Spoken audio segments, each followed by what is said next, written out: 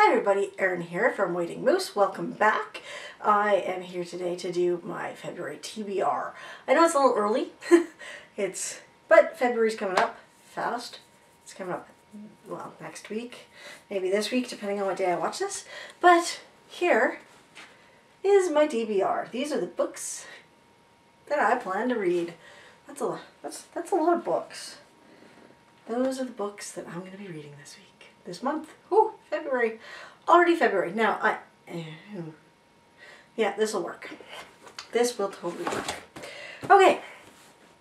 So, I have a challenge that I'm doing. It's a year-long challenge called Scale Mount TBR. Or Scale Your TBR on Mountain, whatever. Anyway, you get it. You get what I'm saying. And for that, I decided to pick 3 books every month. And the goal of this is to pick books that were added in that month in a previous year. So I've been on Goodreads since 2010. Been there a while. And most of these books have been on my TBR since 2010. Or thereabouts. It's a shame. Anyway, the first one I don't have a copy of. I'm probably getting it from my library.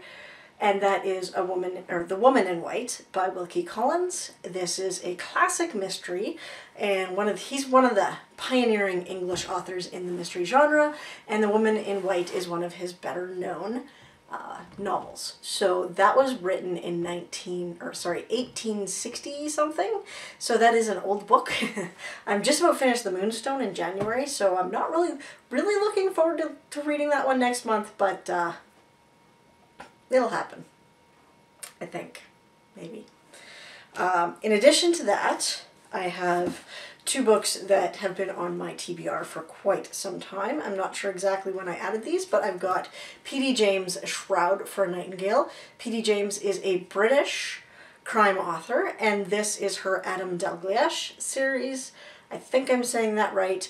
It is based on a DCI Adam Dalgliesh. He is a British cop investigating murders and the like in Britain.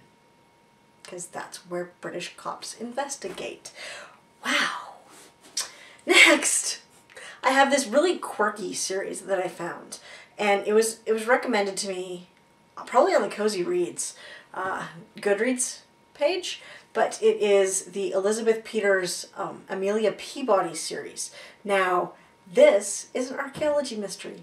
It's a series of archaeology mysteries, and there's 20 of them, I believe.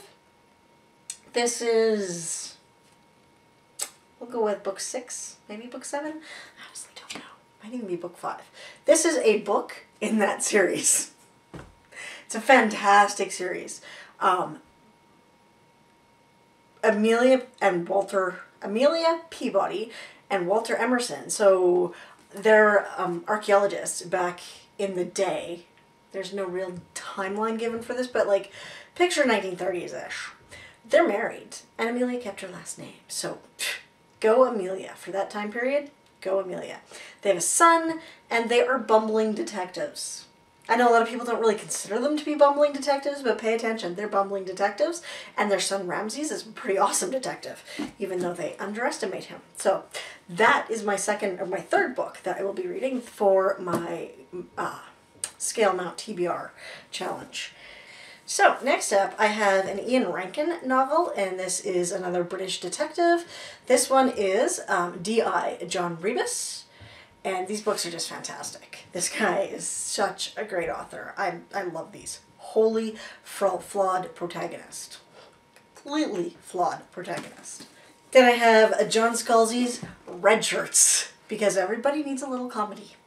And right now, the way my work life is going, I need a little comedy. This might sustain me if I ever get fired.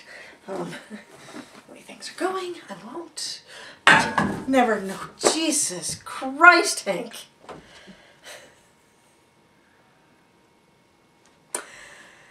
Excuse me while I adjust my light. We're good? My dog came and joined me because that's what he does. Alright, so I talked about John Scalzi's Red Shirts. Next up, Hank, sit. Next up, I have Kate Atkinson's Case Histories. Another police detective.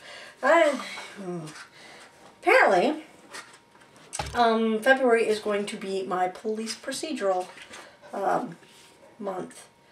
This one, anyway, it's another police procedural written by Kate Atkinson. I've tried reading this previously, but I think it just wasn't the right time, and I was reading it like at lunch at work, and I couldn't get into it long enough to get into it before I was distracted by something else. So hopefully it goes much better this time, because I bought the next one in the series already, because yeah, you gotta be excited about these things, right? And finally, another one of my goals for the year is to read more big books. I've got a lot of big books on my TBR.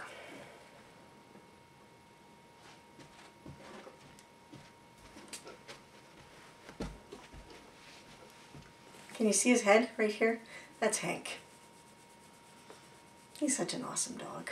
Okay, so anyway, I want to read more big books. More books over 350 pages, probably 400 pages and up would be my goal to read. So last month I read The Historian. Last month I read The Historian. I love this dog. As well as finishing... So last month, in January, I read The Historian by Elizabeth Gustova. Smudged my makeup. And I also finished reading Kushiel's Dart. Both of those were 600 plus pages. I think Kushiel's Dart was 900, and I believe that The Historian's somewhere around 700, 600 to 700. So those are two long books that I did in January. So this month, I'm going to start Hilary Mantel's Wolf Hall.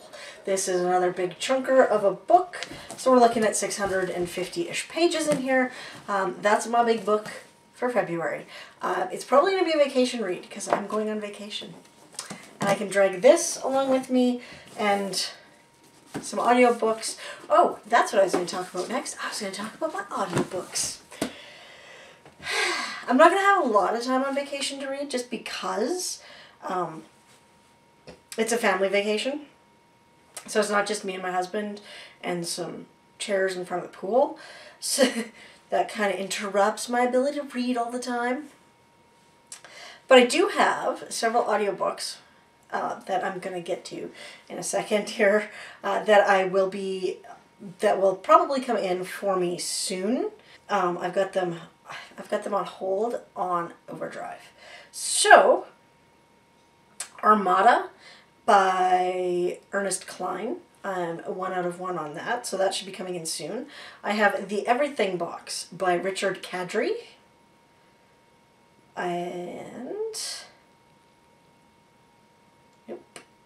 Nope.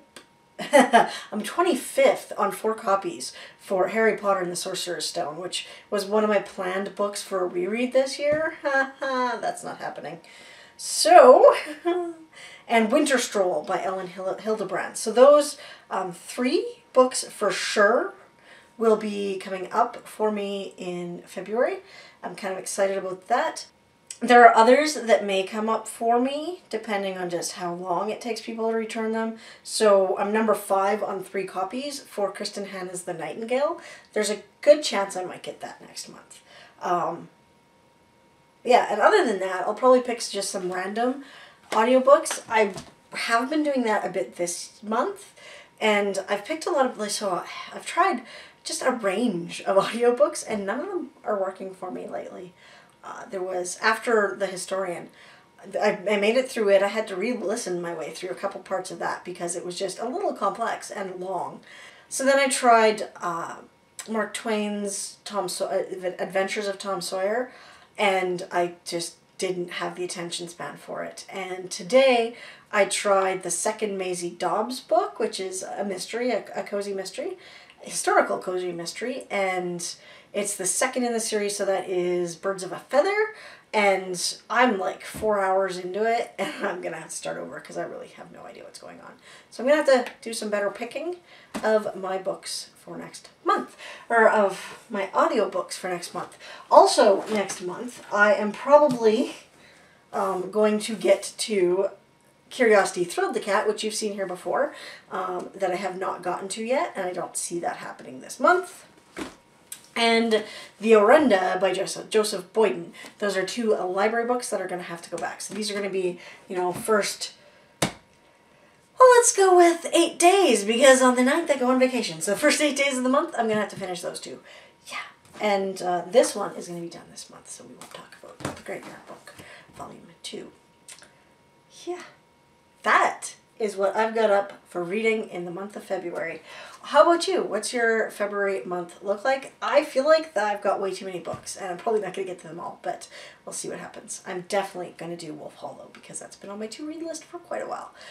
Thank you for watching. I really appreciate all of the support from everyone, and I hope you enjoyed this. I will see you again soon. Bye.